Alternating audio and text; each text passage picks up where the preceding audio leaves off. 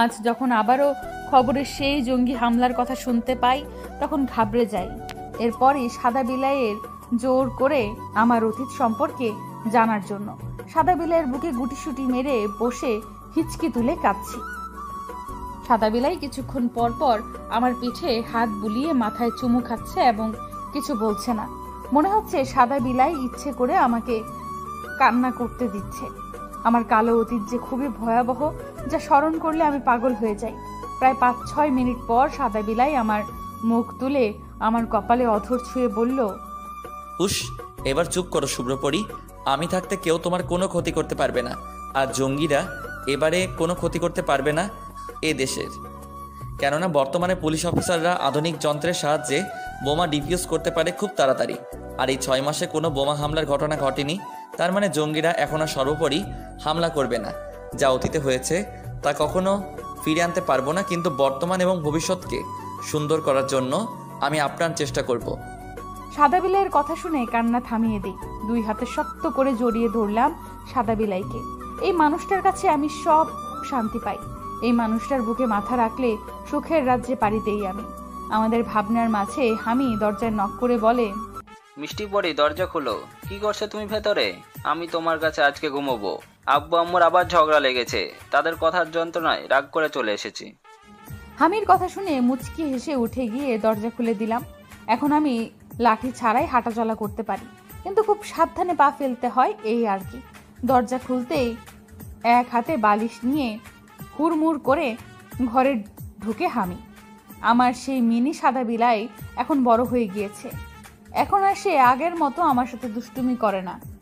এখন আমিও বাইরের কারোর সঙ্গে দুষ্টুমি করি না, একমাত্র সাদা বিলাইয়ের সামনে ছাড়া। আমার উদ্ভট কথা আর দুষ্টুমি না দেখলে নাকি সাদা বিলাইয়ের সারাদিন ভালো যায় না। ঘরের দরজা আটকাবো এমন সময় মা বালিশ হাতে নিয়ে আমার কাছে এসে বলে, রাত, তুই এই ঘর থেকে বের হ। তোর বাবা জীবনও ভালো হবে না। সব সময় আমাকে খোঁচাবে আর আমি কিছু বললেই ঝগড়া বাঁধাবে। আজ থেকে আমি এই ঘরেই থাকবো। মায়ের কথা শুনে আমি চোখ বড় বড় করে তাকিয়ে আছি। এটা কেমন বাচ্চা মেয়েদের আল্লাহ জানে। সাদা বিলাই আর মিনি সাদা বিলাইয়ের দিকে তাকিয়ে দেখি তারা ইনোসেন্ট চেহারা করে খাটে বসে গালে হাত দিয়ে এই দিকেই তাকিয়ে আছে, যেন তারা টেলিভিশনে কোনো টক শো দেখছে। 2 ছেলের চাহনি দেখে আমার শাশুড়ি মা বালিশ ছুঁড়ে মারে ছেলেদের দিকে। রাগান্বিত কণ্ঠস্বরে 2 ছেলের উদ্দেশ্যে বলে, তোরা দুইটাও কখনো মানুষ হবি না। দোনোটাই হয়েছে বাপের মতো। কই আমাকে সান্ত্বনা দিবি, তা না করে গালে হাত দিয়ে বসে আছিস। চল তো তুবা মা, এদের সাথে এক মুহূর্তও না। থাকুক এরা এক হয়ে, আমি আর আমার মা এক হয়ে থাকবো। আহাম্মকের ন্যায় শাশুড়ি মায়ের সাথে হেঁটে হেঁটে যাচ্ছি। পেছনে ফিরে অসহায় চোখে সাদা বিলাইয়ের পানে তাকিয়ে বোঝাচ্ছি, ছেড়ে দে মা, কেঁদে বাঁচি। শাশুড়ি মায়ের ধুড়ি কুচি। যাব না আমি কোনোখানে সাদা বিলাইকে ছাড়া এক মনে। পরীক্ষা শেষ করে ক্যাম্পাসের মাঠে বসে আছি, অপেক্ষা করছি ফারিফতার। আজ শেষ পরীক্ষা ছিল। এমনিতেও ক্যাম্পাসে বেশি আসা যাওয়া হয়নি আমার। তার মধ্যে সাদা বিলাই নামক প্রাণীটি কঠোরভাবে নিষেধ করে দিয়েছেন যেন অচেনা কারোর সাথে কথা না বলি। কি আর করার, অজ্ঞতা বসে বসে ফোন ঘাঁটছিলাম। এমনি আমার পাশে এসে কেউ বসলো আর আমার কোলে বাচ্চাকে দিয়ে দিল।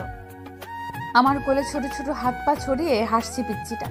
আমার পাশে থাকা ব্যক্তিকে হচ্ছে ফারিফতার স্বামী আবির, যে আমার পাশে এসে বসেই আমার কোলে তার বাচ্চাকে দিয়ে দিল। আমিও বাচ্চাকে পেয়ে হেসে উঠলাম।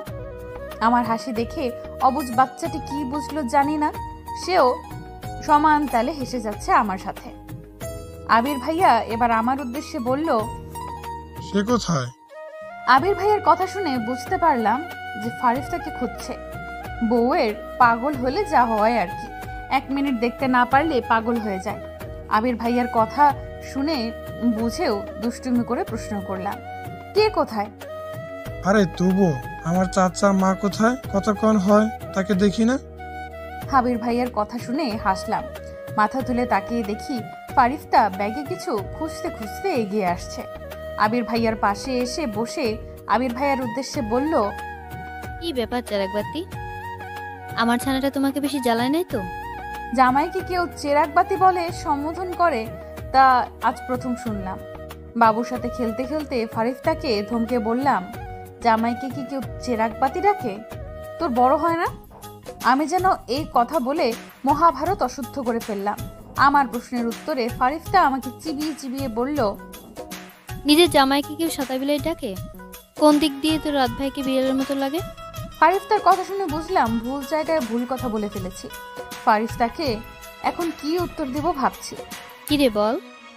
আসলে সাদা বিলাইকে সাদা বিলাইয়ের মতো লাগে তাই ডাকি। তুইও তো ডাকিস। এবার অফ যা। আমার কথা শুনে ফারিফতা কিছু বলবে তার আগেই আমার পাশে কেউ এসে বসলো। পাশে তাকিয়ে দেখি আমার সাদা বিলাই। সাদা বিলাইকে দেখে খুশিতে ইচ্ছে করছে সবার সামনে জড়িয়ে ধরি, কিন্তু তা পারলাম না, কেননা আমার কোলে বাবু। সাদা বিলাই বাবুর দিকে একটু ঝুঁকে বাবুর কপালে আলতো করে চুমু খেলো। বাবুর গাল টেনে বলতে লাগলো, আমার মেয়ে হলে তোমার সাথে বিয়ে দিব। এখন থেকে শাশুড়ির কোলে আরাম করো, ঘোরার অভ্যাস করো। সাদা বিলাইয়ের এমন লাগামহীন কথা শুনে সাদা বিলাইয়ের পায়ে চাপড় দিলাম। আমার এই অবস্থা দেখে ফারিফতা বলল, হয়েছে, আমার বাবুটাকে আমার কাছে দে। অনেক হয়েছে শাশুড়িগুলো আরাম করা, এবার দে তো। এখন তোরা ঝগড়া কর দুজন মিলে। আমি ঝগড়া করিনি, আমি ভালো মানুষ। এই সাদা বিলাই এসে আমার সাথে ঝগড়া করতে। হয়েছে তুবা, এবার থাম। রাত ভাইয়া, এই পাগলকে কিভাবে আপনি সহ্য করেন বলেন তো?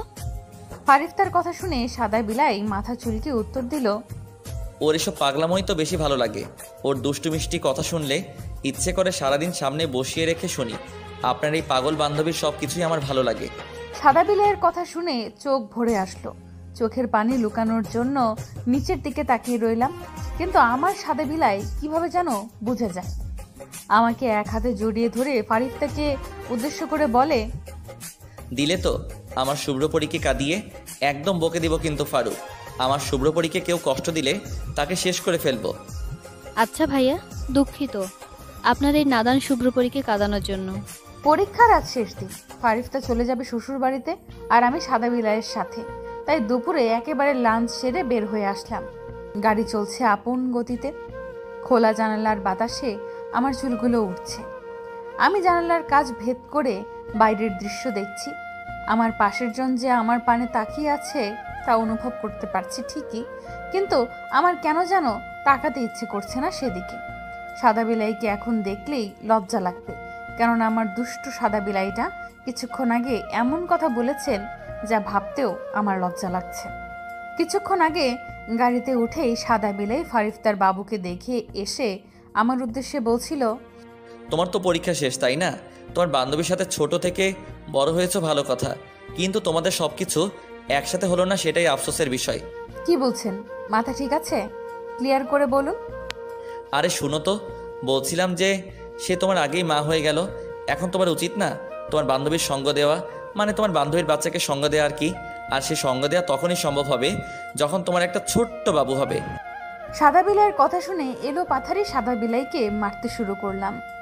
আমার মারধরের মাঝে সাদা বিলাই আমার দু হাত নিজের হাতে আবদ্ধ করে কুট করে আমার হাতে আঙুলের কামড় বসিয়ে দিলেন। আরে আরে, এইভাবে মারার কি আছে? যা সত্য তাই তো বললাম। তুমি তো সেদিন বললে যে সেমি সাদা বিলাইকে আনতে হবে, তাই বলছি আর কি। বলেছিলাম তো কি হয়েছে? এই জন্য এইভাবে আপনি সরাসরি আমাকে লজ্জা দিবেন? নির্লজ্জ কোথাকার! আপনার সাথে কথা নেই আমার। আমার কথা শুনে সাদা বিলাই হু হা করে হেসে গাড়ি স্টার্ট দিলেন। তখন থেকেই আমি চুপ করে বাইরের দৃশ্য দেখছি। আমাদের বাড়ি আর 2 গলি পার হলেই বাড়ির কাছাকাছি চলে আসায় সাদা বিলাই গাড়ির স্পিড কমিয়ে দিলেন, কারণ এখানে 3-4টে মোড় পাওয়া যায়, আর এই মোড় ঘোরানোর মধ্যেই যদি কোনো দুর্ঘটনা হয়ে যায় তাই স্পিড কমিয়ে দিয়েছেন। আমাদের বাড়ি যেতে হলে এখন শুধু একটা মোড় পড়বে। ডানে মোড় নিলেই আমাদের বাড়ির রাস্তা। সাদা বিলাই ডানে মোড় ঘুরাবে এমন সময় কেউ একজন এসে আমাদের গাড়ির সামনে মাথা ঘুরিয়ে পড়ে যায়। এদিকে সাদা বিলাইও ঠিক সময় গাড়ি ব্রেক করে ফেলে। হৃৎপিণ্ড এখনো জোরে জোরে লাফাচ্ছে। জানি না সামনের মানুষটির অবস্থা কেমন আছে। আচমকা গাড়ি ব্রেক করাতে সাদা বিলাই এক হাতে আমাকে ধরে রেখেছে, আর এক হাত গাড়ির স্টিয়ারিংয়ে ভর করা। সাদা বিলাই এবার গাড়ি থেকে নেমে সামনে গেল। আমিও সাদা বিলাইয়ের পিছু নিয়ে সামনে এগিয়ে দেখি একজন মধ্যবয়স্ক লোক গাড়ির সামনে পড়ে আছে। সাদা বিলাই মাটিতে হাঁটু গেড়ে বসে লোকটির পালস চেক করলো। না না, লোকটি বেঁচে আছে, শুধুমাত্র জ্ঞান হারিয়েছেন। আর সারা শরীর চেক করে বোঝা গেল যে লোকটি কোনো গুরুতর আঘাত পায়নি, শুধু হাতে পায়ে লেগেছে, এই আর কি। আর কিছু না ভেবে সাদা বিলাই আর আমি লোকটিকে ধরে গাড়ির পেছনে বসিয়ে দেই এবং রওনা হই বাড়ির উদ্দেশ্যে। বাড়িতে এসে লোকটিকে ধরে নিচ্ছি গেস্ট রুমে। সাদা বিলাই সাথে সাথে আমাদের পার্সোনাল ডাক্তারকে ফোন দিয়ে বলে আসতে। প্রায় আধা ঘন্টার মধ্যেই ডাক্তার চলে আসে এবং মধ্যবয়স্ক লোকটিকে ভালো করে চেক আপ করে বলেন, ভয়ের কিছু নেই রাত, শরীরের দুর্বলতার কারণে অজ্ঞান হয়ে গিয়েছে। এছাড়া মনে হয় কিছুদিন ধরে খায়নি। ঠিকমতো খাওয়া দাওয়া করলে সুস্থ হয়ে যাবে আশা করি। ডাক্তার চলে যেতেই লোকটির জ্ঞান ফিরে আসে। লোকটি নিভু নিভু চোখে সবার দিকে একবার নজর বুলিয়ে কেঁদে ওঠে। লোকটির কান্না দেখে আমরা ভরকে গেলাম। চোখের সামনে একজন বৃদ্ধ লোকের কান্না দেখতে খুব খারাপ লাগছে। আমি বিছানার পাশের চেয়ারটিতে বসে লোকটির উদ্দেশ্যে বললাম, কি হয়েছে চাচা, কান্না করছেন কেন? আমার কথা শুনে বৃদ্ধ লোকটি কান্না মাখা কান্না স্বরে উত্তর দিল, আমি তো ভাবছি আজ মইরাই যাইমু। এই গরিবরে দেখার মতো কেউ নাই রে। আজ 5 দিন হয় পেটে দানা পানি পড়ে নাই, তরকারি লাগবো না, 2 মুঠো ভাত দিবা গো, নুন মরিচ দিয়া মাইখা খামু। লোকটির কথা শুনে কষ্টে আঁখি প্লাবনের পানি জমা হলো। চোখের পানি মুছে প্রতি উত্তরে বললাম, আমি এখনই ভাত নিয়ে আসছি তরকারি দিয়ে, আপনাকে নুন মরিচ দিয়ে খেতে হবে না। কথাগুলো বলে চাচার জন্য আবার খাবার আনতে চলে গেলাম। এদিকে তোভা যেতেই বৃদ্ধ লোকটি রহস্যময় হাসি দিল সকলের আড়ালে। 2 দিন কেটে গিয়েছে, বৃদ্ধ চাচা এখন সম্পূর্ণ সুস্থ। বৃদ্ধ চাচাটির নাম সেলিম। আমি সেলিম চাচা বলে সম্বোধন করি। আমার সম্বোধন করা দেখে এখন বাড়ি ভর্তি সকলেই চাচা বলে সম্বোধন করেন। সেলিম চাচা খুবই ভালো মনের মানুষ। 2 দিনে সবাইকে খুব সুন্দর করে আপন করে নিয়েছেন। আর আমার পরিবার তো ড্রামাবাজ পরিবার। মা তো সেলিম চাচাকে ভাই বানিয়ে ফেলেছেন আর বাবা বন্ধু। কিন্তু এদের মাঝে 2 সাদা বিলাই সেলিম চাচার থেকে দূরে দূরে থাকে। সাদা বিলাই চেয়েছিল সেলিম চাচাকে কোনো বৃদ্ধাশ্রমে রেখে আসতে, কিন্তু সেখানে বাদশাধী আমরা সবাই। বাবার কথা হচ্ছে সেলিম চাচা এখন এ বাসায় থাকবে, টুকটাক বাজার করবে আর বাগানের দেখাশোনা করবে। অন্তত পক্ষে আমাদের বাসায় থেকে 3 বেলা খেতে পারবে তো, রাস্তায় না ঘুরে। আমাদের বাড়ির সকলের মত এক, আমরা এক সাইডে বসে আছি, কিন্তু আমাদের এক হয়ে যাওয়াতে সাদা বিলাই এবং নিজের সাথে সাথে হামিকেও সেলিম চাচার থেকে দূরে দূরে রাখে। দুপুরে গোসল করে এসে ড্রেসিং টেবিলের সামনে দাঁড়িয়ে হাতের চুড়ি পরছি। আজ শুক্রবার, সাপ্তাহিক ছুটি। সাদা বিলাই আজ অফিসে যায়নি, বাড়িতেই আছে, তাই একটু সাবধানে থাকতে হচ্ছে। কখন না যেন সাদা বিলাই এসে ঘাপটি মেরে ধরে বলে বসে, ও শুভ্রপরি, চলো না বাচ্চার প্ল্যান করি। না বাবা, সাদা বিলাইয়ের সাথে নেই আমি নিজেই বাচ্চা আর আমার হবে বাচ্চা। এখনো তো আমি দুষ্টুমি করে বেড়াই, পরে যখন বাচ্চা সহ দুষ্টুমি করব তখন সবাই আমাকে বকবে। আমার ভাবনার মাঝে সাদা বিলাই এসে হাজির। এতক্ষণে সে কোথায় ছিল আল্লাহ মালুম। সাদা বিলাই পেছন থেকে গভীরভাবে আমাকে জড়িয়ে ধরে আমার চুলে মুখ গুজে দাঁড়িয়ে আছে। চোখ বন্ধ করে চুলের সুবাস নিচ্ছে আর প্রশান্তির হাসি হাসছে, যা আমি ড্রেসিং টেবিলের আয়নায় দেখতে পাচ্ছি। শুভ্রপরি, তোমার মাথার চুলের সুবাসে আমি প্রতিনিয়ত মাতাল হয়ে যাই। কি মাখো তোমার ওই কৈশবে? এই শুভ্রপরি, তুমি কি জানো তুমি আমারই প্রণয়িনী, যার প্রণয়ে শত শত বছর ডুবে থাকতে পারি? তুমি কি এটা জানো আমার প্রণয়ে যে উন্মাদনায় ভর্তি? আমার প্রণয়ের প্রণয়নীতে ডুবলে অতলে তলিয়ে যাবে। এই শুভ্রপরি, কিছু বলো না। সাদা বিলাইয়ের এক একটা কথায় আমার শরীরে কম্পন সৃষ্টি করছে। না পারছি সইতে, না পারছি কিছু বলতে। কথা বলতে বলতে সাদা বিলাই আমার কাঁধে নাক ঘষে যাচ্ছে। সাদা বিলাইয়ের এমন দুষ্টু মিষ্টি অত্যাচার থেকে রেহাই পেতে কাঁপা কাঁপা কণ্ঠে সাদা বিলাইয়ের উদ্দেশ্যে বললাম, সাদা বিলাই দেখুন, একদম দুষ্টুমি করবেন না। আমি চুলে শ্যাম্পু লাগাই, আতর গোলাপ জল মাখি না, আর আমি তো পুরোটাই আপনার। তাহলে এভাবে বলেন কেন সব সময়? আমার কেমন কেমন যেন লাগে। কেমন লাগে শুভ্রপরি? ছাড়েন আমাকে, নয়তো চিমটি কাটবো। সাদা বিলাই আমাকে ছেড়ে দূরে সরে গিয়ে বিরক্তি মাখা কণ্ঠস্বরে বলল, দিলে তো আমার রোমান্টিক মোডটা নষ্ট করে। সব সময় আমার মুড নষ্ট করে কি পাও বলো তো? আর তোমার মাথার চুল ভেজা কেন? মুছে নাও। সাদা বিলাইয়ের কথায় বুঝতে পারলাম বেটা খুব কষ্ট পেয়েছে, তাই দুষ্টুমি স্বরে বললাম, শুনেছি যারা নাকি বউকে ভালোবাসে না তারা নাকি বউয়ের মাথায় চুল কখনো মুখে দেয় না। এখন তার প্রমাণ পেলাম। যাকগে, মানুষ শুধু শুধু প্রণয়িনী বলে চিল্লায়, আসলে এসব কিছুই না। যাই, আমি আমার কাজ করি। কথাগুলো বলে রুম থেকে বের হতে নিব, তখনই নিজের হাতে বলিষ্ঠ হাতের টান অনুভব করি। সাদা বিলাই আমার হাতে টান দেওয়াতে একদম সাদা বিলাইয়ের বক্ষে গিয়ে আছড়ে পড়ি। মাথা তুলে সাদা বিলাইয়ের মুখশ্রীতে তাকিয়ে ভয় পেয়ে যাই। রক্তিম চোখে খুব ভয়ঙ্কর দেখাচ্ছে সাদা বিলাইকে। সাদা বিলাই আমাকে একটু জোরে চেপে ধরে দাঁতে দাঁত চেপে বলল, আমার প্রণয় নিয়ে তোমার সন্দেহ আছে? আমার প্রণয়ের উপর আঙুল তুলতে তোমার খারাপ লাগেনি? এই মেয়ে, বুঝো না আমি অভিমান করেছি? অধিকার সহকারে ভাঙতে পারো না আমার অভিমান? কিসের এত জড়তা তোমার? সব সময় দূরে দূরে থাকো কেন বলো তো? সাদা বিলাই যে আমার কথা এইভাবে সিরিয়াস ভাবে নিবে ভাবিনি। টলমল চোখে প্রতি উত্তরে বললাম, আমি ভাবতে পারিনি আপনি কষ্ট পাবেন আমার কথায়। আমি তো দুষ্টুমি করছিলাম। সাদা বিলাই আমার কান্নার কণ্ঠস্বর শুনে ভড়কে গেলেন। দুই হাতে আমার গাল স্পর্শ করে কপালে অথর ছুঁয়ে বললেন, আমি রাগ হইনি বা কষ্ট পাইনি শুভ্রপরি। আমার ভালোবাসা তোমার মতো পবিত্র। আমি এমন একজনকে ভালোবেসেছি যার মন পবিত্র। আর আমার ভালোবাসার উপর আঙুল তোলা মানে আমার ভালোবাসার মানুষটির উপর আঙুল তোলা। ভালোবাসি তো অনেক বউ, ভয় হয় তোমাকে হারানোর। সাদা বিলাইয়ের কথা শুনে শক্ত করে জড়িয়ে ধরলাম। সত্যি আমি ভাগ্যবতী রাদের মতো স্বামীকে পেয়ে। সকাল থেকে বাড়িতে তোড়ঝোড় চলছে, যে যা পারছে তেমন গোছগাছ করছে। আমিও কাজ করছি, ফলের ঝুড়িতে ফল গোছাচ্ছি। সকলের এমন দৌড়াদৌড়ির কারণ হচ্ছে আজ পিকনিকে যাব সবাই মিলে। আমার ফল গোছানোর মধ্যেই সেলিম চাচা হাসি মুখে এগিয়ে এসে বলেন, তুবা মা, আমি কি তোমাকে কোনো সাহায্য করব? না চাচা, এখন কোনো সাহায্য লাগবে না। এই তো আমার হাতের কাজ শেষ। তুমি বরঞ্চ বিশ্রাম নাও, সকাল থেকে অনেক কাজ করেছো। এমনিতেই কিছুদিন আগে তোমার অ্যাক্সিডেন্ট হয়েছে, এখনও শরীর অনেক দুর্বল। আমার কথায় সেলিম চাচা হাসি দিয়ে চলে গেলেন, আর আমি আমার কাজে মনোযোগ দিলাম। আরমান, কোথায় তুমি? উপরে আসো তো। সাদা বিলের ডাক দেওয়াতে ভয় পেয়ে যাই। এই সাদা বিলাই না আমাকে না দেখলে মনে হয় পাগল হয়ে যায়। হাতের কাজ শেষ করে সাদা বিলাইয়ের কাছে গেলাম। গায়ে শার্ট পরিধান করতে করতে আচ্ছা মতো আয়মান আয়মান বলে চিল্লিয়ে যাচ্ছে, থামার কোনো নাম নেই। আমার তো আমার শুভ্রপরীকে চাই।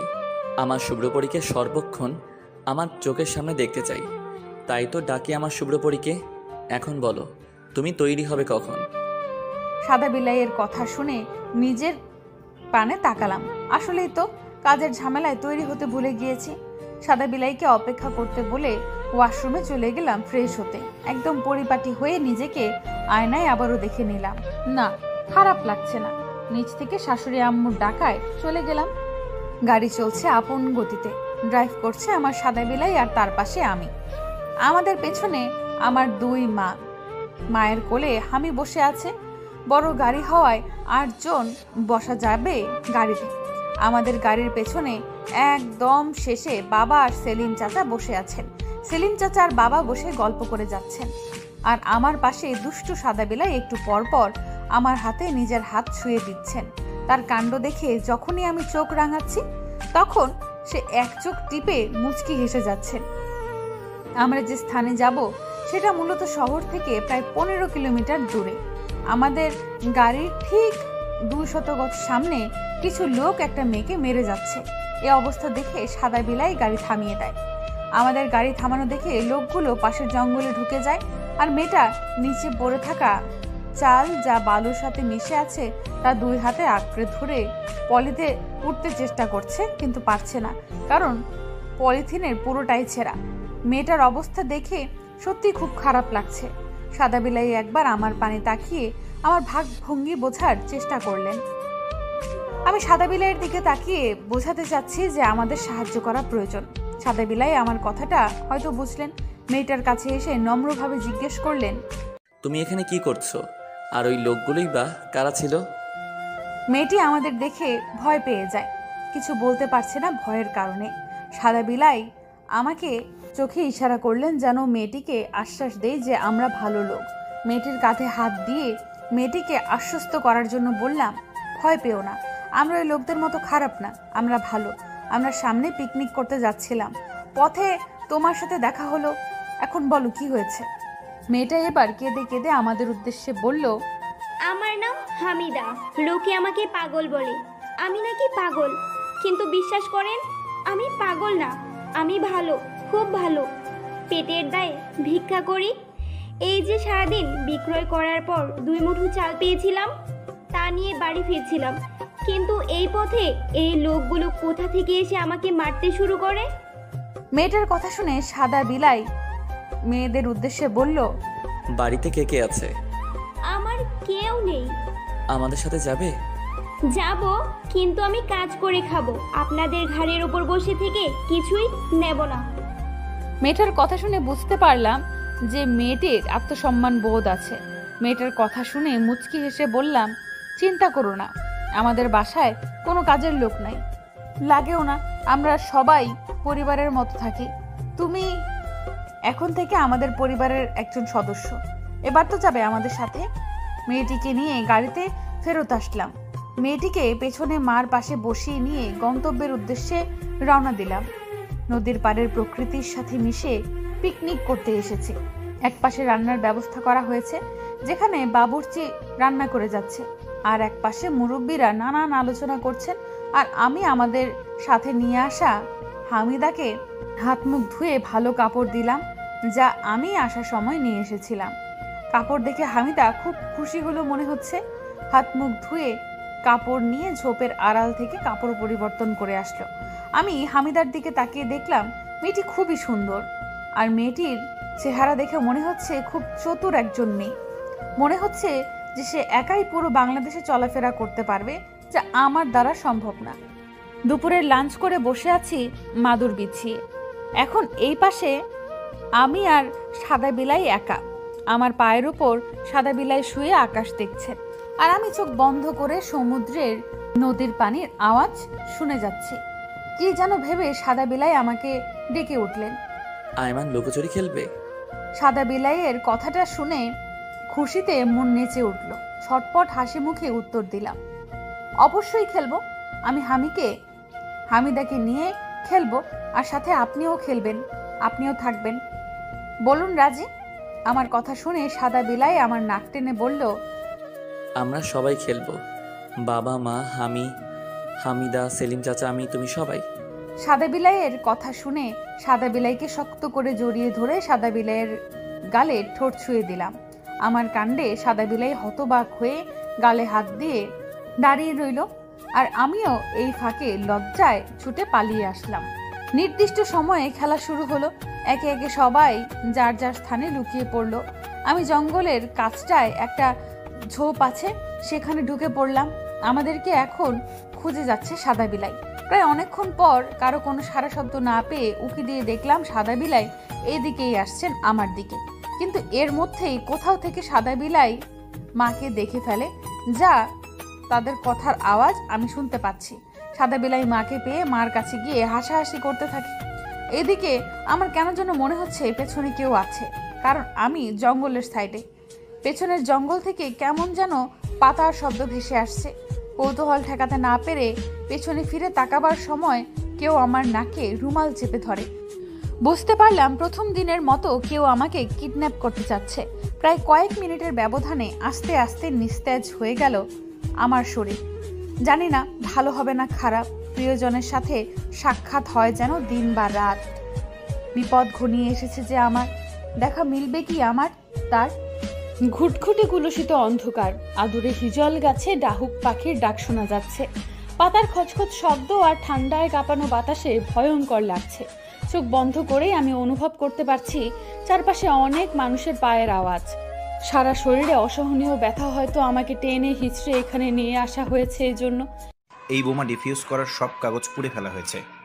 শুধু এই একটা কাগজ আর পেন ড্রাইভ রয়েছে, যার মধ্যে সকল প্ল্যান প্রমাণ বিদ্যমান। সবই বুঝলাম বাবা, কিন্তু তুমি আমাকে বলছো না কেন? তুই বুঝতে পারছিস না কেন বলছি? এই সামাদ শিকদারের একমাত্র ছেলে তুই। তোকে বলবো না তো কাকে বলবো? আমাদের এখানে কেউ জানে না যে তুই আমার ছেলে। আমি ইচ্ছে করে কাউকে জানাইনি, কারণ আমার মাথায় তো অন্য কিছু চলছে। এই জিনিসগুলো রাখ, আমি বাকিদের দেখছি। বাবা, এভাবে তোমার সহযোগীদের ধোকা দিয়ে ঠিক করছো? ছেড়ে দাও না সবকিছু ফেলে চলো পুলিশের কাছে গিয়ে আত্মসমর্পণ করি। তুই কি পাগল হয়ে গিয়েছিস? আমার এত বছরের সাধনা, সুখ দুঃখ আমি কখনো বিফলে যেতে দেব না। টাকার জন্য আমি অনেক কিছু করতে পারি, আমার সহযোগীদেরকেও মেরে ফেলতে পারি। এখন একটা মাত্র কাজ আছে, আর সেটা হচ্ছে তোর চাচার হত্যার জন্য যিনি দায়ী তাকে মারা। সব কাজ শেষ করে আগে আমি তাকে মারব, তারপর এখান থেকে চলে যাব। ততক্ষণ তুই এখানেই থাকবি, সাবধানে। আরেকটা কথা, কাগজ আর পেন ড্রাইভ যেন অন্য কারোর হাতে না পড়ে। এতক্ষণ বাবা ছেলের মধ্যে কথা হচ্ছিল। যতটুকু শুনেছি বুঝতে পারলাম আমি এখন জঙ্গিদের হাতে বন্দি, আর এরাও জঙ্গি যাদের কথোপকথন শুনলাম। এরাও জঙ্গি, কিন্তু এরা প্ল্যান করছে আরো গভীর কিছু। এখন আমি চিন্তা করতে লাগলাম কিভাবে এখান থেকে বের হব। না জানি সাদা বিলাই এখন কি করছে, বাবা মা হামি তারা কোথায় আছে? আচ্ছা, তারা কি এখনো টের পেয়েছে যে আমি তাদের মধ্যে নেই? হয়তোবা পেয়েছে, কারণ আমাকে যখন এখানে নিয়ে আসা হয়েছিল তখন ছিল মধ্য দুপুর, আর এখন মনে হচ্ছে গভীর রাত। শোয়া থেকে উঠে বসে নখ কামড়াচ্ছি আর ভাবছি যে জঙ্গিদের চোখে ঘুম নাই নাকি, এখন পর্যন্ত জেগে আছে। এরা এখন ঘুমাতো তো কিছু বুদ্ধি খাটিয়ে পালিয়ে যেতাম আমি। যাই হোক, এখন অন্য বুদ্ধি খাটাতে হবে। ঠক ঠক ঠক। আমাকে যে ঘরে রাখা হয়েছে সেটা মূলত একটা মাটির ঘর। এই ঘরের একটি জানলার দরজা রয়েছে। ঠক ঠক আওয়াজ মূলত ঘরের জানলা থেকে আসছে। জঙ্গি একটা কাজ করেছে। আমার হাত পা কোনোটাই বাঁধেনি এবার। নয়তো প্রথম দিন সাদা বিলাই যখন আমাকে বিয়ে করার জন্য কিডন্যাপ করে তখন তো হাত পা বেঁধে কতক্ষণ রেখেছিল। শেষে আমার পটর পটরের জন্য বাধ্য হয়ে হাত খুলে দিয়েছিল। বসা থেকে আস্তে আস্তে পা টিপে টিপে জানালার কাছে গেলাম। জানালায় আড়ি পেতে শুনতে চেষ্টা করলাম যে ওই পাশে কেউ কিছু বলছে কিনা। কিছুক্ষণ পর ফিস ফিস শব্দ শুনতে পেলাম। কেউ আমাকে বলছে, আপামনি, আমি হামিদা, জানালাটা খুলেন। হামিদার কণ্ঠ শুনে ভরকে গেলাম। আমি এতক্ষণ ভেবেছিলাম হামিদা জঙ্গিদের সাথে যুক্ত আছে হয়তো, কিন্তু আমার ধারণা মনে হচ্ছে ভুল। কারণ হামিদা যদি এদের সাথে যুক্ত থাকতো তাহলে এইভাবে লুকিয়ে আমার সাথে কথা বলতে আসতো না। যাই হোক, আস্তে করে জানালাটা খুলে দিলাম।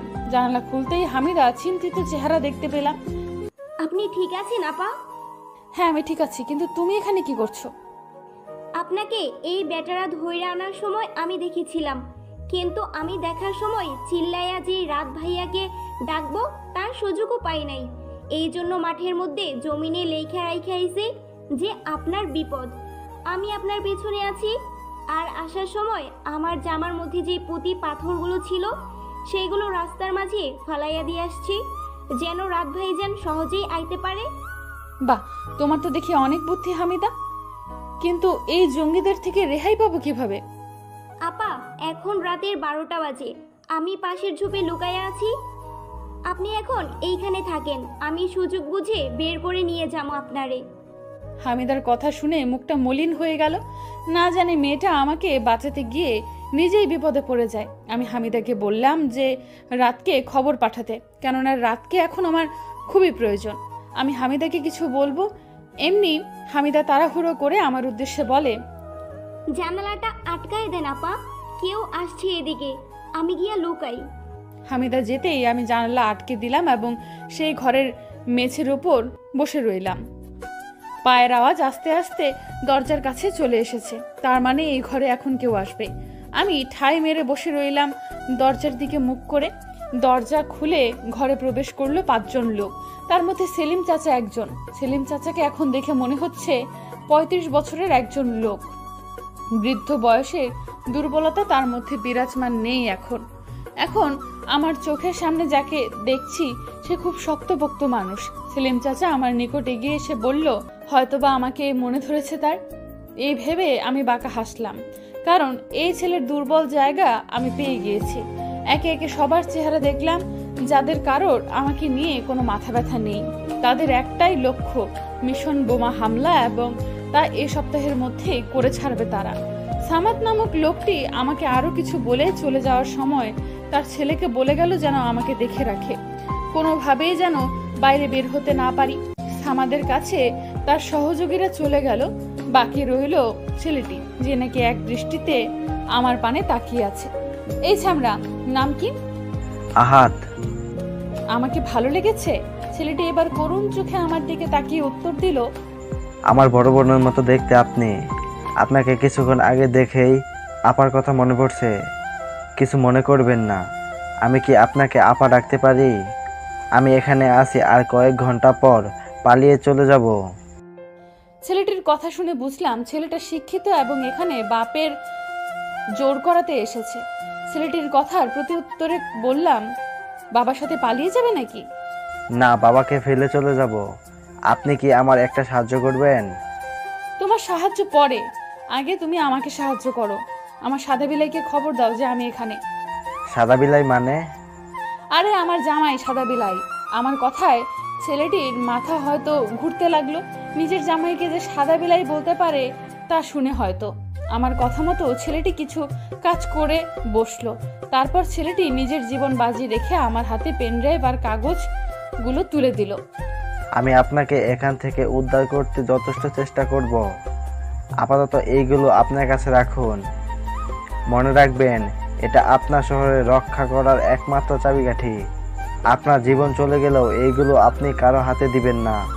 আপনি যেই আদেশ দিয়েছেন তা পালন করতে আমি চলে যাচ্ছি। ভালো থাকবেন।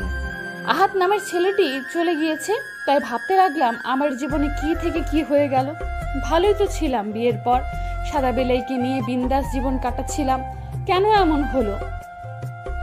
কেন আমার জীবনে জঙ্গিদের আগমন ঘটলো? আমার ভাবনার মাঝে সামাদ ঘরে প্রবেশ করলো। সামাদ প্রবেশ করতে রেগে মেগে এক প্রকার আমাকে টেনে হিঁচড়ে বাহিরে নিয়ে গেল। প্রায় 50 জনেরও বেশি লোকজন গোল হয়ে দাঁড়িয়ে আছে, আর পাশে 3 থেকে 4 জন মহিলা, যাদের হাতে আপাতত হামিদা বন্দি। হামিদার ঠোঁটের কোণে রক্ত গড়িয়ে পড়ছে। তারা হয়তো হামিদাকে আঘাত করেছে, এজন্য হামিদার অবস্থা দেখে মায়া হলো। সামাদ আমাকে নিয়ে 50 জনের মাঝখানে দাঁড় করালো।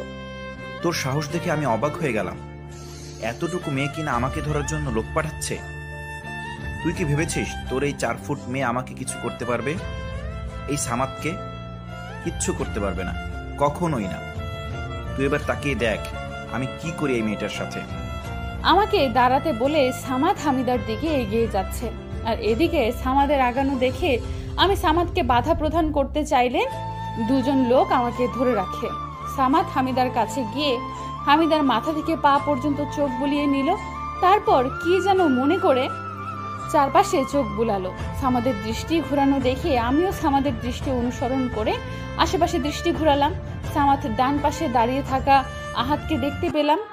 হয়তো সামাদের মনে কুমতলব ছিল, এজন্য আহাতকে দেখে সামাদ নিজের মাথা কিছুক্ষণ নাড়িয়ে আমার দিকে তাকিয়ে বাঁকা হাসি দিয়ে নিজের হাতে থাকা ধারালো ছুরি দিয়ে হামিদার গলায় পোঁচ দিয়ে বসলো। হামিদার সাথে সাথে জমিনে লুটিয়ে পড়ে। লাল রঙের রক্ত বয়ে যাচ্ছে জমিনখানা। ততক্ষণে আমার হাতও ছেড়ে দিয়েছে লোক দুটো। আমি চিৎকার করে দৌড়ে হামিদার কাছে গেলে হামিদা মুচকি হেসে দিয়ে আমার পানে তাকিয়ে বলল, মাফ করে দিয়ে আপা, আমি আপনাকে বাঁচাতে পারলাম না, কিন্তু কাজের কাজ ঠিকই করেছি। আমার উপকার যে করে তার উপকার করতে চেষ্টা করি আমি, আপনারও করেছি। হামিদার সাথে সাথে চোখ বন্ধ করে ফেললো। এই দুনিয়ার মায়া ত্যাগ করে চলে গেল পরপারে। আমি তার মৃত্যুতে হতভম্ব হয়ে রইলাম। এই জঙ্গিগুলো এতটাই নির্দয় ঘৃণিত যা আজ সচক্ষে দেখতে পেলাম। সামাদ এবার আমার কাছে এসে আমার চুলের মুঠি ধরে বলল, এভাবে তোকে আমি মেরে ফেলবো। তুই যন্ত্রণায় ছটফট করতে করতে মরবি, আমি হাসবো, শান্তির হাসি হাসবো। সামাদ নামক লোকটি যেভাবে টেনে হিঁচড়ে বাহিরে নিয়ে এসেছিল, ঠিক সেভাবেই আমাকে আবারও সেই ঘরে নিয়ে নিচে ছুঁড়ে ফেলে দরজা আটকে চলে গেল। এদিকে আমি 2 হাঁটুতে মুখ গুজে অনবরত কান্না করে চলেছি।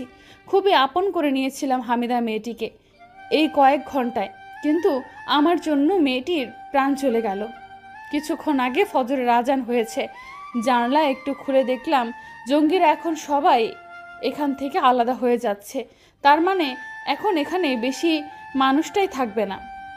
বাহিরের দিকে তাকিয়ে চিন্তা করছি সাদা বিলাইয়ের কথা। আচ্ছা, সাদা বিলাই কি আমাকে খুঁজতে বের হয়নি? এতক্ষণে তো এখানে পৌঁছে যাবার কথা ছিল। নাকি জঙ্গিরা সাদা বিলাইয়ের সাথে খারাপ কিছু করে ফেলেছে? না, আর ভাবতে পারছি না। আমার জীবনটা এত জটিল কেন? কিছুই ভালো লাগছে না। বাবা ভাই বোনের সাথে যদি মারা যেতাম তাহলে খুব ভালো হতো। আমার ভাবনার মাঝেই চারদিকে গুলির বর্ষণের আওয়াজ শুনতে পেলাম। জানালা এবার পুরোপুরি খুলে দেখতে পেলাম রাত এবং আরও কিছু পুলিশ অফিসার আশেপাশের এলাকা ঘিরে ফেলেছে। প্রায় 1 ঘন্টা পর গুলি বর্ষণ বন্ধ হয়, আর সাথে সাথে কেউ একজন ঘরের দরজা খুলে দেয়। আহাত নামক ছেলেটা আমার দিকে হাসি মুখে তাকিয়ে বলল, আপা, বাবা আর নেই, সবাই মারা গিয়েছে, তুমি বের হয়ে আসো।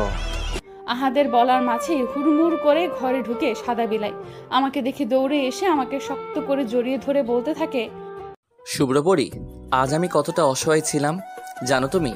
কয়েক মিনিটের জন্যে মনে হচ্ছিল এই রাত নামক লোকটা পৃথিবীতে এসে খুব খারাপ কাজ করেছ, যে নাকি নিজের জানকে বাঁচাতে পারিনি। আসলে আমি অক্ষম শুভ্রপরি, আমি দায়িত্বহীন। নয়তো আমার চোখের সামনে থেকে আমাদের শুভ্রপরিকে মানুষ কিডন্যাপ করে নিয়ে চলে যায়, আর আমি টের পাই না। অনেক ভালোবাসি শুভ্রপরি। এই কয়েক ঘন্টা আমার কেমন কেটেছে তা শুধু আমিই জানি। আজ হামিদা আর আহাদ নামক মানবীর নিকট ঋণী হয়ে গেলাম। এদের জন্য আমি আবারও সাদা বিলাইকে দেখতে পেলাম। সাদা বিলাইয়ের চোখ, মুখ, নাক সব লাল টমেটো হয়ে আছে। সাদা বিলাইকে দেখে ফিক করে হেসে দিয়ে বললাম, জামাই আমার লালের লাল, টমেটোর মতো লাল লাল, ইচ্ছে করছে কুটুস করে কামড়ে ফেলি ওই লাল গাল। এই সিরিয়াস সময়েও তোমার উদ্ভট কথাবার্তা বলতে হবে? তুমি জানো আমাদের অবস্থা কেমন হয়েছিল? তা জানবে কিভাবে? মাথায় তো শুধু দুষ্টুমি ঘুরে সর্বক্ষণ। সাদা বিলাইয়ের বকা শুনে চুপ হয়ে গেলাম। আসলে কয়েক ঘন্টা চিন্তা করতে করতে পাগল হয়ে গিয়েছি। আহাদ এতক্ষণ আমাদের দেখছিল। আমার ছন্দ শুনে আহাদ ফিক করে হেসে ওঠে। আফা, আপনি খুব সুন্দর ছন্দ বলতে পারেন, আমার উদ্দেশ্য কিছু বলুন। আহাদের কথা শুনে দাঁত কেলিয়ে সাদা বিলাইয়ের পানে তাকালাম। সাদা বিলাই আমার চাহনি দেখে কপাল চাপড়ে বাইরে চলে গেল, পুলিশের সঙ্গে কথা বলবে বলে। সাদা বিলাই যাওয়াতে আহাদের দিকে তাকিয়ে দেখি কৌতূহলী দৃষ্টিতে আমার পানে তাকিয়ে আছে। কিন্তু আপাতত আমার কিছু বলতে ইচ্ছে করছে না, কারণ হামিদার মৃত্যুর কথা মনে পড়েছে। আমার জন্য মেয়েটাকে জীবন দিতে হয়েছে। সারা জীবন ঋণী হয়ে থাকবো এই মেয়ের কাছে। আহাদকে কিছু না বলে চলে আসলাম। আমার বাবা, ভাই ও আপুর কবরের পাশেই হামিদাকে কবর দেওয়া হয়েছে। হামিদার এমন করুণ কাহিনী শুনে সকলে কান্না করেছেন। আমার মা তো হামিদার জন্য দোয়া দুরুদ কোরআন খতম দিয়েছেন। আমার মায়ের কথা, হামিদার জানের উসিলায় আমাকে নাকি মা ফিরে পেয়েছেন। সেদিনের ঘটনায় আজ প্রথম 1 মাস পার হয়ে গিয়েছে। আহাদের 6 মাসের জেল হয়েছে। এর মধ্যে আমার পরীক্ষার রেজাল্ট হয়েছে। ফার্স্ট ক্লাস না পেলেও পাশ করেছি। মান সম্মান ডুবাইনি সাদা বিলাইয়ের। সকাল থেকে মন খারাপ। মন খারাপের একটা কারণ, সাদা বিলাই 2 দিনের জন্য বিদেশ চলে যাবে। সাদা বিলাই যখনই আমার কাছ থেকে দূরে চলে যায় তখন একটা না একটা বিপদ আসে। আমার শাশুড়ি মা অনেকবার নিষেধ করেছেন সাদা বিলাইকে এখন কোথাও না যেতে, কিন্তু সাদা বিলাই তো সাদা বিলাই, কারোর কথা শুনতে নারাজ সে। তার কাছে বউ এক পাশে তো কাজ এক পাশে। কাজ না করলে বউ বাচ্চাকে খাওয়াবে কি? আমাকে 4 দেয়ালের মাঝখানে বন্দি করে রেখে চলে যাবে সাদা বিলাই, আর রেখে যাবে দশকের মতো দেহরক্ষী বাড়ির আশেপাশে। সাদা বিলাইয়ের স্পেশাল দেহরক্ষী তো আছেই, সেই ফোকলা দাঁতওয়ালা মাসুদ বেটা, যে কিনা আমাকে কিডন্যাপ করে কাজী অফিস পর্যন্ত নিয়ে গিয়েছিল। ঘরের এক প্রান্ত থেকে অপর প্রান্তে দৌড়াচ্ছি, বলতে গেলে পায়চারি করছি আর কি। অপেক্ষা করছি সাদা বিলাইয়ের। সাদা বিলাই একটু পর চলে যাবে। আমি চাচ্ছি যেন সে না যাক, এই জন্য চিন্তা করছি যে কি করতে পারি, কি এমন করলে সাদা বিলাইকে আটকানো যাবে। কিন্তু মাথায় কিচ্ছু আসছে না। কথায় আছে না, দরকারের সময় মাথার মগজ ফাঁকা হয়ে যায়। আমার অবস্থা এমন এখন। মাথায় কোনো বুদ্ধি আসছে না। আরে সুবুদ্ধি হোক বা কুবুদ্ধি হোক, একটা বুদ্ধি তো আসবে, কিন্তু কোনো বুদ্ধিই আসছে না। আমার এখন ইচ্ছে করছে দেওয়ালের সাথে মাথা ঠুস মারতে, যেন মাথা 2 খণ্ড হয়ে যায় আর মগজ বের করে দেখতে পারি। মগজের যদি কোনো সমস্যা থাকে তাহলে যেন আবার মগজের সাথে তার কেটে কুটে আবার ঠিক করতে পারি। দেওয়ালের সাথে মাথা ঠুকঠুক করে আঘাত করে যাচ্ছি আর চিন্তা করছি কি করব। এমন সময় ঘরে সাদা বিলাইয়ের আগমন ঘটে। আমার এই অবস্থা দেখে বিচলিত কণ্ঠস্বরে বলে, আরে কি করছো? এমন এভাবে নিজের মাথায় নিজে আঘাত করছো কেন? এমনিতেই তোমার মাথায় সমস্যা, এখন আবার নিজের মাথায় নিজে আঘাত করলে তো আরো সমস্যা হবে। আমার মাথার সমস্যা মানে? এই মাথায় সমস্যা মানে? আপনি কি বুঝতে যাচ্ছেন? হ্যাঁ, আমি পাগল? আমি নির্বোধ? কিছু বুঝি না আমি? কিন্তু আমি সব বুঝি। বিদেশে কেন যাচ্ছেন তাও বুঝতে পারছি। ও আচ্ছা, বিদেশে গিয়ে বিদেশিদের সাথে লাইন মারতে হবে না, এই জন্য যাচ্ছেন বুঝি। আমার কথা শুনে সাদা বিলাই গোল গোল করে তাকিয়ে রইল। সাদা বিলাইয়ের এখন হয়তো বোধগম্য হচ্ছে না আমার এমন রূপ দেখে। এই আইমান, উল্টাপাল্টা কিছু খেয়েছো নাকি? এমন করছো কেন? উল্টাপাল্টা বকছো কেন? জ্বর এসেছে নাকি ঠান্ডা লেগেছে? ডাক্তার ডাকবো? মাথা ব্যথা করছে শোনা? সাদা বিলাইয়ের চিন্তা মার্কা কথা শুনে ইচ্ছে হচ্ছে কচু গাছের সাথে ফাঁসি দেই। সব কিছু সিরিয়াস ভাবে নেয় এই ছেলেটা। বউয়ের আদর সোহাগ ভালোবাসা বুঝে না কি এই সাদা বিলাই? আমি এমন করছি কেন বুঝতে পারছে না। আরে জামাই যেন আমার কাছ থেকে দূরে সরে না যায়, এটাও বুঝতে পারছে না গাধাটা। সাদা বিলাই দরকারি কাগজপত্র ব্যাগের ভেতরে ভরছে। আমার মন সায় দিচ্ছে না সাদা বিলাইকে ছাড়তে। অবশেষে যখন সাদা বিলাই আমার কপালে অধর ছুঁয়ে ঘর থেকে বের হয়ে যাবে, তখনই আমি বলে উঠলাম, বিদেশ গিয়া জামাই তুমি আমায় ভুইলো না, চিঠি দিও পত্র দিও জানাইও ঠিকানা, ও জামাই জানাইও ঠিকানা। আমার কথা শুনে সাদা বিলাই হাসতে হাসতে বসে পড়েছে। সাদা বিলাই হুট করে আমার কাছে এসে সরাসরি সাদা বিলাইয়ের কাঁধে তুলে নেয়। 3 থেকে 4 বার চক্কর লাগানোর পর যখন আমাকে নিচে নামিয়ে দেয়, আমার সাথে সাথে পুরো দুনিয়া ঘুরছে। সাদা বিলাইকে 3 ডাবল মনে হচ্ছে চোখের সামনে। আমার এমন জোকারের মতো অবস্থা দেখে সাদা বিলাই আমার কাছে এসে শক্ত করে জড়িয়ে ধরে কানের কাছে ফিসফিসিয়ে বলে, একদম দুষ্টুমি করবে না, বড় হয়েছে তুমি। সাদা বিলাইয়ের কথায় আর কিছু বললাম না। আমিও শক্ত করে জড়িয়ে ধরলাম আমার সাদা বিলাইকে। 5 মাস পর আগামীকাল আমাদের 4র্থতম বিবাহ বার্ষিকী, সাথে আমাদের রিসেপশন। কখনো কি শুনেছেন বিয়ের 4 বছর পর রিসেপশন হতে? আমাদের হচ্ছে। বিয়ের পর থেকে একটা না একটা ঝামেলায় জড়িয়ে যাচ্ছিলাম, তাই এর মধ্যে রিসেপশন করা হয়নি। অনেকবার সাদা বিলাইকে না করেছিলাম রিসেপশন না করতে, কিন্তু না, সে রিসেপশন করেই ছাড়বে। সাদা বিলাই সকাল থেকে চিল্লিয়ে যাচ্ছে রিসেপশনের সাথে সাথে সারপ্রাইজ আছে এই বলে। আচ্ছা আপনারাই বলুন, সারপ্রাইজ যদি কেউ দেয় তাহলে কি বলে বলে দেয়? আমি এই প্রথম আমার সাদা বিলাইকে দেখলাম যে সে ঢাক ঢোল পিটিয়ে বলে বেড়াচ্ছে সারপ্রাইজ দিবে। সাদা বিলাইয়ের সারপ্রাইজ সাদা বিলাইয়ের কাছে, কিন্তু আমার কাছে যে সারপ্রাইজ আছে তা শুনলে সাদা বিলাই খুশিতে পাগল হয়ে যাবে। সাদা বিলাই আমাকে গোলাপি বেনারসি শাড়ি উপহার দিয়েছেন আজকের দিনটার জন্য। এই রংটা আমার খুব প্রিয়। গোলাপি শাড়ি পরে নিজেকে আজ গোলাপি রানী সাজাবো এই ভেবে তৈরি হতে শুরু করলাম। যথাসময়ে সাদা বিলাই থন্তদন্ত হয়ে রুমে প্রবেশ করেন। আমাকে দেখে সাদা বিলাই হা করে তাকিয়ে থেকে বলেন, মাশাআল্লাহ, আমার সবুজ পরি, আমার গোলাপি পরি, একদম পুতুল বউ লাগছে। মনে হচ্ছে এই রংটা তোমার জন্যই। মাশাআল্লাহ মাশাআল্লাহ, কারণ নজর যেন না লাগে আমার গোলাপি পরির ওপর। সাদা বিলাই এবার আমাকে তাকাতা দিয়ে বলতে শুরু করলেন, চলো চলো, দেরি হয়ে যাচ্ছে, আজ কোনো দুষ্টুমি করবে না, মনে থাকবে তো? সাদা বিলাই আমাকে নিয়ে নিচে চলে আসলো। খুব সুন্দর করে আমাদের বাড়িটা সাজানো হয়েছে। সবাই বলা বলি করছে যে সাদা বিলাই নাকি ইচ্ছে করে এখানে সব কিছুর অ্যারেঞ্জমেন্ট করেছে যেন আমার কোনো ক্ষতি না হোক এই ভেবে। গতবার আমার জন্মদিনে যে ক্ষতিটা হয়েছিল, এবার যেন ওরকম কোনো বিপদের মুখোমুখি হতে না হয়, এই জন্য এখানে আয়োজন করা। যথারীতি সবাই আমাদের শুভেচ্ছা স্বাগতম জানাচ্ছে। 4র্থ বিবাহ বার্ষিকীর সাথে রিসেপশনের জন্য অনেকে খোঁচা দিচ্ছেন অনবরত, এত বছর পর এরকম রিলেশন করার জন্য। আমাদের আনন্দের মাঝে একজন নেই, সে হচ্ছে আবরার ভাই। আবরার ভাই কোনো কাজে সিঙ্গাপুরে গিয়েছেন, কিন্তু কি কাজে গিয়েছেন তা আমাদের বলেনি। সাদা বিলাই গতকাল রাতে অনেক আফসোস করেছিলেন আবরার ভাইয়ের জন্য। ভিডিও কলে আমাদের অনেকক্ষণ কথা হয়েছিল। আবরার ভাই জানিয়েছেন খুব দ্রুতই দেশে ফিরবেন তিনি এবং আমাদের সাথে অনেক মজা করবেন। কয়েকজন মেহমানদের সাথে কথা বলছিলাম আমি আর সাদা বিলাই।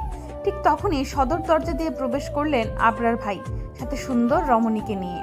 আবরার ভাইয়ের মুখের হাসি যেন সরছেই না। পাশে থাকা রমণীর হাত শক্ত করে ধরে আমাদের পানি এগিয়ে এসে হাসি মুখে আমাদের উদ্দেশ্যে বললেন, এই দেখো রাত, আমি আমার তোবাকে পেয়ে গেছি। আর এই যে তোবা ভাবি, পরিচিত হন, আমার তোবা, যার উসিলায় রাত আপনাকে পেয়েছে। আবরার ভাইয়ের কথায় আমি সকলের সামনে হাসতে শুরু করলাম। মানে সিরিয়াসলি পুরো সিনেমার কাহিনী ঘটেছে দুই ভাইয়ের সাথে। সাদা বিলাইয়ের পানে তাকিয়ে দেখি সাদা বিলাই মাথা চুলকে দাঁত কেলিয়ে আমার পানে তাকিয়ে আছেন। সাদা বিলাইয়ের তাকানো দেখে আমার শরীর জ্বলে গেল। কই চেয়েছিলাম ঘোড়ার গাড়ি করে রাজপুত্রের সাথে বিয়ে হবে, কিন্তু কি হলো, একটা সাদা বিলাইয়ের সাথে। আমার চাহনি দেখে সাদা বিলাই আবরার ভাইয়ের উদ্দেশ্যে বলল, কি রে শালা, কিভাবে পেলে এই মেয়েকে? আমি তো এই মেয়ের সাথে কথাই বলবো না। কত বড় সাহস এই মেয়ের! আমার ভাইকে কষ্ট দিয়েছে। আমি তোর পাশে দাঁড়িয়ে থাকা মেয়েকে কোনোদিনও ক্ষমা করব না। আরে ভাই বাদ দে তো, এখন তো সে তোর ভাবি হয়, ভাবির সাথে কথা বলে কিছু হবে না। আরেকটা সিক্রেট কথা শুন। দুই ভাইয়ের মধ্যে কথা হচ্ছিল, কিন্তু হঠাৎই আবরার ভাই সাদা বিলাইয়ের কানে কানে কি যেন বলল। তা শুনে সাদা বিলাই চিল্লিয়ে বলে উঠল, সত্যি? সাদা বিলাইয়ের চিল্লানি শুনে আমার সামনে থাকা আমার যমজ নামের আপুর দিকে তাকিয়ে দেখি সেও লাজুক রাঙা হাসি দিচ্ছে দাঁড়িয়ে দাঁড়িয়ে। ব্যাপারটা কেমন যেন সন্দেহজনক মনে হলো। সাদা বিলাইয়ের হাতে খোঁচা দিয়ে জিজ্ঞেস করলাম, ব্যাপারখানা কি? প্রতি উত্তরে সাদা বিলাই প্রফুল্লময় হাসি হেসে উত্তর দিল, আরে আইমান, তুমি ভাবতে পারছো আমি মামা হব? আমাকে কেউ মামা ডাকবে। আহা, আমার ভাই আমার আগে বাবা হয়ে যাবে। সাথে বিয়ের কথা শুনে মুখ ভেঙচি কেটে বললাম, এই যে আবরার ভাই, শুনে রাখুন, আপনিও কিন্তু মামা হবেন। আপনার এই ভাইকে বলে দিন খুব শীঘ্রই সেমি সাদা বিলাই আমাদের ঘরে আসতে চলেছে। আমার কথা শুনে আবরার ভাই আর সাদা বিলাই চুপ হয়ে গেল। সাদা বিলাই প্রথমে ভেবেছিল আমি দুষ্টুমি করছি, কিন্তু তার ভাবনার উপর এক বালতি জল ফেলে আমার দুই মা, শাশুড়ি, বাবা আর হামি এসে আমাদের কাছে আসে। হামি সোনা আমার পেটে হাত বুলিয়ে বলতে শুরু করে, সত্যি মিষ্টি পরি, আমাদের বাসায় ছোট্ট বাবু আসবে। আমি খুবই খুশি, সারাদিন বাবুর সাথে খেলতে পারবো, তাই না মিষ্টি পরি? এইদিকে আমার শাশুড়ি মা আর মা দুজন আমাকে দুই পাশে জড়িয়ে ধরে কপালে চুমু খেয়ে বলেন, আমরা খুব খুশি মা, এমন একটা দিনে তুই আমাদের এমন একটা সংবাদ দিবি ভাবতেই পারিনি। সাদা বিলাইয়ের পানে তাকিয়ে দেখি সে এখনো হতবম্বের ন্যায় তাকিয়ে আছে আমার পানে। সাদা বিলাইয়ের চোখ দেখে বুঝতে পারছি এখনো সে বিশ্বাস করতে পারছে না যে আমাদের ঘরে নতুন অতিথি আসবে। বারান্দায় সাদা বিলাই আর আমি বসে আছি। সাদা বিলাই সেই প্রথম দিনের মতো খালি গায়ে আমাকে নিজের কোলে বসিয়ে দেওয়ালে পিঠ ঠেকিয়ে বসে আছেন, আর আমি সাদা বিলাইয়ের কোলে গুটি সুটি মেরে বসে আছি। সাদা বিলাইয়ের বুকে আঁকিবুকি করছি। আমার সাহস হচ্ছে না সাদা বিলাইয়ের পানে তাকানোর। সাদা বিলাই কিছু বলছে না, হয়তো এখনো বিশ্বাস করতে পারছে না যে সে বাবা হবে। প্রায় 10 মিনিট এইভাবে বসে থাকার পর সাদা বিলাই মুখ খুললেন, সত্যি শুভ্রপরি, আমাদের ভালোবাসার উপহার হিসেবে কেউ আসবে আমাদের কাছে? আমার এখনো বিশ্বাস হচ্ছে না। বিশ্বাস করে নিন, এটাই সত্যি। প্রথমে ভেবেছিলাম আপনাকে একান্তে এই সুসংবাদটা দিব, কিন্তু পরে ভাবলাম সবাই যদি একান্তে প্রিয়জনকে বলে তাহলে তুবা আর সবার মাঝখানে পার্থক্য কি রইল, তাই হুট করেই আপনাকে বলে ফেললাম। কি সারপ্রাইজড হননি? আমার কথা শুনে সাদা বিলাই আমার কপালে গভীরভাবে অদর ছুঁয়ে দিয়ে বলল, আমি খুব খুশি শুভ্রপরি, অনেক অনেক ধন্যবাদ তোমাকে আমাকে এমন একটা খুশির সংবাদ দেওয়ার জন্য। উপরওয়ালার কাছে হাজার হাজার শুকরিয়া আমার শুভ্রপরিকে আমার জীবনে নিয়ে আসার জন্য। ভালোবাসি শুভ্রপরি। সাদা বিলাইয়ের সাথে এইভাবে আমার সময় কাটতে লাগলো। অন্যদের মতো প্রেগনেন্সির সময় সাদা বিলাইকে একটুও জ্বালায়নি, কারণ আমার দুই মা আমার পাশে ছিল। 24 ঘন্টা আমার কি প্রয়োজন সব খবর রাখতো, আর সাদা বিলাই শুধু আমার দুই মায়ের কাণ্ড দেখতো আর হিংসা করত। প্রেগনেন্সির সময় এত এত ভালোবাসা পেয়েছি যা বলার মতো না। আল্লাহর কাছে অনেক অনেক শুকরিয়া আমার জীবনে হুট করে সাদা বিলাইয়ের আগমন ঘটানোর জন্য। আমার প্রেগনেন্সির শেষ সপ্তাহ চলছে। ডাক্তার বলেছে আমার সব কিছু ঠিক আছে। সাদা বিলাই শুধু পারেনি ডাক্তারের বাড়িতে আমার বসত গড়ে তুলতে। বমি হলে ডাক্তারকে ফোন দেওয়া শুরু করত, আবার যদি ঘন ঘন ওয়াশরুমে যেতাম তাহলেও ডাক্তারকে ফোন দেওয়া শুরু করত। সাদা বিলাইয়ের এমন কাণ্ড দেখে আমরা বসে কপাল চাপড়াতাম। আমাদের অবস্থা দেখে সাদা বিলাই বলতো, 5টা না 10টা না একটা মাত্র বউ আমার, ওকে যদি পিঁপড়েও কামড় দেয় তাহলে কষ্ট লাগবে আমার বুকে। হসপিটালের কেবিনের মধ্যে বিছানার উপর বসে পা নাড়াচ্ছি। এই কয় মাসে আমার পেট ফুলে উঁচু হয়ে আছে, তার দিকে আমার কোনো ভ্রুক্ষেপ নেই। আমি আমার মতো পা চালিয়ে যাচ্ছি। আমার এই অবস্থা দেখে সাদা বিলাই কয়েকবার আমাকে ধমকাচ্ছিলেন। এই অবস্থায় এত নড়াচড়া করা ঠিক না, কিন্তু কে শুনে কার কথা। আমি অবশেষে আমাকে নিয়ে ওটিতে নিয়ে যাওয়া হয়। ওটিতে ঢোকার আগ মুহূর্তে সাদা বিলাইকে বলে এসেছি, বের হয়ে যদি আমার চোখের সামনে সাদা বিলাইকে না পাই তাহলে ঘাড় মোটকে খাবো। আমার কথা শুনে সাদা বিলাই দুঃখের মধ্যেও হেসে ওঠে। যথা আজ্ঞা মহারানী বলে কপালে অথর ছুঁয়ে ভেতরে প্রবেশ করতে দেয়। প্রায় 30 মিনিট পর বাচ্চার কান্নার আওয়াজ শুনতে পেলাম। এক হাতে স্যালাইন চলছে, অন্য হাতে প্রেসার মাপা হচ্ছিল। আমার মাথার কাছে একজন ডাক্তার মিষ্টি কণ্ঠে আমার সাথে কথা বলছিলেন। এর মাঝে অন্য ডাক্তার তাদের কাজ ছেড়ে ফেলেছে। বাচ্চার কান্নার আওয়াজ শুনে ডাক্তারকে জিজ্ঞাসা করলাম, ডাক্তার আমার কি হয়েছে গো? সেমি সাদা বিলাই নাকি বিলাইনি হয়েছে? আমার কথা শুনে ডাক্তার কি বলবে ভেবে পাচ্ছিল না। পাশ থেকে নার্স বলে ওঠে, আপনার ছেলে হইছে ম্যাডাম। ছেলের কথা শুনে আলহামদুলিল্লাহ বললাম। ছেলের কপালে চুমু এঁকে চোখ বন্ধ করে রইলাম। চোখ বন্ধ করে আমার চোখ বেয়ে 2 ফোঁটা অশ্রু গড়িয়ে পড়লো। এটা সুখের অশ্রু। আরে বাবা থাম এবার, আর কত? এই আইমান দেখো, তোমার ছেলে আমার প্যান্টে হিসু করতে করতে আর জায়গা বাদ রাখেনি। কি করছো তুমি? শাশুড়ি মায়ের কাছে আমার মাথার চুলে তেল মালিশ করতে গিয়েছিলাম। এই 10 মিনিট হয়েছে। এর মধ্যেই আমার দুষ্টু কার্বন কপি বাবাকে জ্বালিয়ে শেষ। সাদা বিলাইয়ের হাত থেকে বাবুকে নিয়ে ফ্রেশ করিয়ে দিলাম। সারা ঘরে হাঁটছি আর কথা বলছি বাবুর সাথে। কি হয়েছে আমার সেমি সাদা বিলাইয়ের? সাদা বিলাইকে বুঝি ভিজিয়ে দিয়েছো? একদম ঠিক কাজ করেছো। তোমার দাদা ভাই আছে না, ওই যে ভুড়িওয়ালা চকচকে টাক মাথা, তাকেও জ্বালাবে বুঝলে। তাড়াতাড়ি বড় হও তো, দুজন মিলে সবাইকে জ্বালাবো। আমার কথা শুনে সাদা বিলাই তেড়ে এসে বাবুর সহিত কথা বলছে। একদম না, আমার ছেলেটা এমন উদ্ভট কাজ করবেই না তার মায়ের মতো। যদি করে তো? তাহলে আর কি, 2 দুষ্টের সাথে বসবাস করব আমি। আচ্ছা সাদা বিলাই, আপনি বুড়া হলেও কি এমন সাদা বিলাই থাকবেন? এটা কেমন কথা আইমান?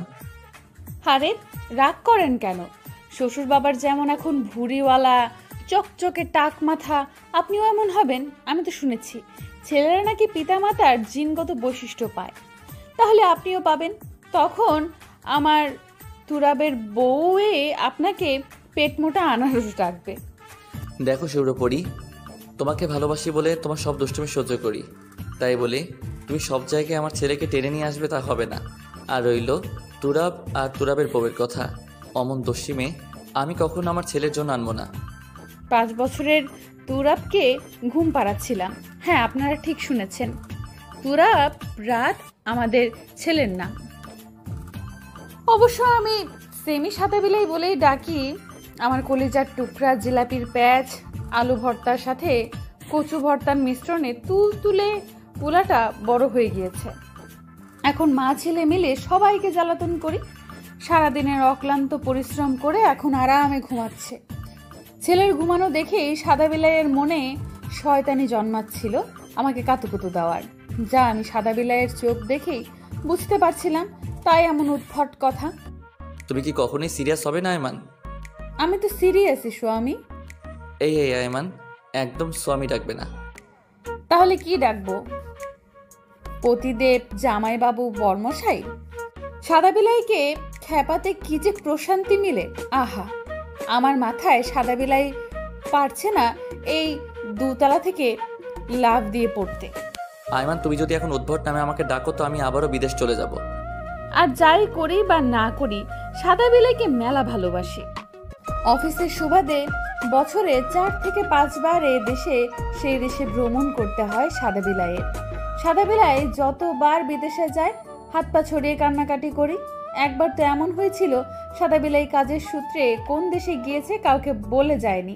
শেষে আবরার ভাইকে জিজ্ঞেস করেছিলাম সাদা বিলাই কোথায় গিয়েছে, বলে গিয়েছে কিনা। প্রতি উত্তরে আবরার ভাই বলেছিল সাদা বিলাই নাকি উগান্ডা গিয়েছে। এই কথা শোনার পর সে কি কান্না করেছি। কান্না করতে করতে হসপিটাল পর্যন্ত ভর্তি হয়েছি।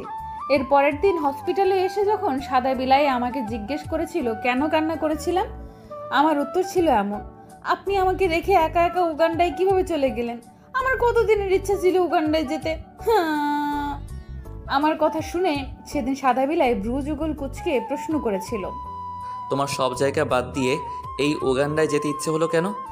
প্রতি উত্তরে দাঁত কেলিয়ে বলেছিলাম, ওই যে মানুষ বলে না, এক লাথি মেরে উগান্ডায় পাঠিয়ে দেব। এই কথা শোনার পর থেকে ইচ্ছে হয় উগান্ডায় যেতে, তাও একা না, সব সাদা বিলাই সহ উগান্ডায় যেতে। কিন্তু আপনি তো একা একাই উগান্ডা ঘুরে আসলেন, আপনার সাথে কথা নেই সাদা বিলাই। আমার কথা শুনে সেদিন সাদা বিলাই নিজের কপাল চাপড়ে পণ করেছিল যে কোনো কাজেই হোক বিদেশে আর যাবে না আমাদের রেখে। কিন্তু আবরার ভাইয়ের কপালে সেদিন অনেক দুঃখ হয়েছিল, বেচারা 3 দিন বউ বাচ্চার কাছে যেতে পারেনি আমাকে মিথ্যা বলার জন্য। কি হলো ভাবুকের রানী, উত্তর দাও।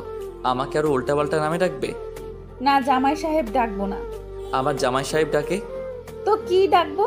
জান পরাণ, নাকি ঢং করে বলবো, জান ও জান, তুমি আমার পরাণ, কলিজার জান, আত্মার জান, আমার জান পরাণ। আমার ছন্দ শুনে সাদা বিলাই দুষ্টু হেসে বলল, এগুলো ডাকতে পারো, আমি মাইন্ড করব না। আমার অভ্যাস যা কখনো পাল্টাবে না তার প্রমাণ আমার এই কথা। কথা বলতে বলতে এমন কথা বললাম যার মাসুল আমার এখন দিতে হবে। সাদা বিলাই দুষ্টু হেসে আমার দিকে আগাচ্ছে। সাদা বিলাইয়ের আগানো দেখে শুকনো ঢোক গিলি। সেমি সাদা বিলাইকে রেখে বিছানা থেকে নেমে দৌড়ে কক্ষ থেকে বের হবার আগে সাদা বিলাইয়ের বক্ষে আবদ্ধ হয়ে গেলাম। সাদা বিলাই বাবা, মা আমাকে বকছে। রাত সোফায় বসে কিছু গুরুত্বপূর্ণ কাজ দেখছিল, এমন সময় তুরাব এসে তুবার নামে নালিশ করে বসলো। কেন মেরেছে আমার সোনাটাকে পচা আম্মুটা? আর বাবাই সোনা, বাবাকে কখনো সাদা বিলাই বাবা ডাকতে নেই, শুধু বাবা বলবে, ওকে? না, আমি সাদা বিলাই বাবাই ডাকবো। মা তো তোমাকে সাদা বিলাই ডাকে, আমিও তোমাকে সাদা বিলাই বাবা ডাকবো। মা তো তাই শিখিয়ে দিল। তুরাবের কথা শুনে রাত বিড়বিড় করে বলল, কি এক জ্বালাই পড়লাম। বিয়ে করে এনেছি বউকে, যাকে কিনা জীবনের চেয়েও বেশি ভালোবাসি, যে ডাকে আমাকে সাদা বিলাই। এখন তার ঘর থেকে হয়েছে এক পুচকু, সেও ডাকে সাদা বিলাই বাবা। এই জীবন আর রাখবো না, এই মা ছেলের অত্যাচারে পাগল হয়ে যাব আমি কোনো একদিন। সাদা বিলাই বাবা, কিছু বলো, মা আমাকে বকছে। কেন বকেছে সোনা? তুমি আমার জন্য যে মুরগির ঝাল ফেলে এনেছিলে ওটা আমি খেয়ে ফেলেছি। তারপর মার জন্য যে মুরগি ঝাল ফ্রাই এনেছিলে সেটাও এক কামড় খেয়েছি, এই জন্য মা আমাকে বকছে। রাত কি করবে বুঝতে পারছে না। এই দুই পাগলেরই মুরগি পছন্দ, একদিকে জানের বউ তো একদিকে কলিজার ছেলে। তুরাবের ডাকে আবারও রাতের ধ্যান ভাঙে। বাবা, মিনি সাদা বিলাই চাচু কবে আসবে দেশে? আর সুন্দরী দাদু আর ভুড়িওয়ালা চকচকে তেলা মাথা দাদা কবে আসবে তারা বিদেশ থেকে? আমি যে মিনি সাদা বিলাই চাচুর সাথে খেলা করব।